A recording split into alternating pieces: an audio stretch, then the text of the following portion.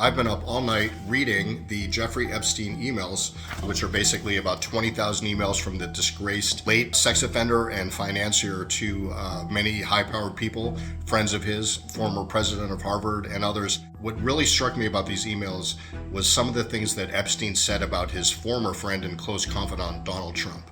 So here's my three top takeaways from this. The first one was in February 2017 when former Treasury Secretary Larry Summers was talking to Epstein about Trump and how he hadn't wrecked the world yet.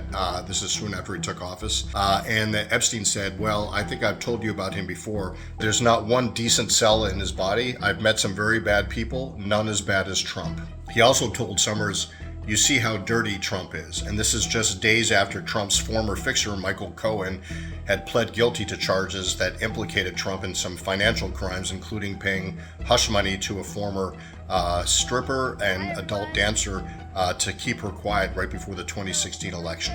In other emails from around that time, Epstein said that Trump was dropping an F-bomb, said Trump was effing crazy and borderline insane. Also that he was very dangerous and that you had to watch him very carefully.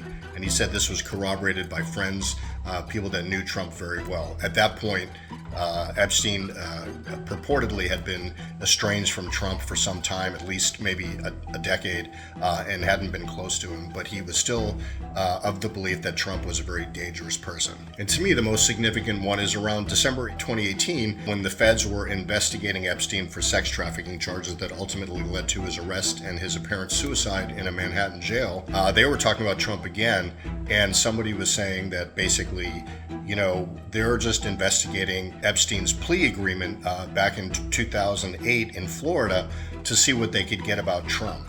And that don't worry, it will blow over. There's not anything to worry about here. They're just focusing on Trump.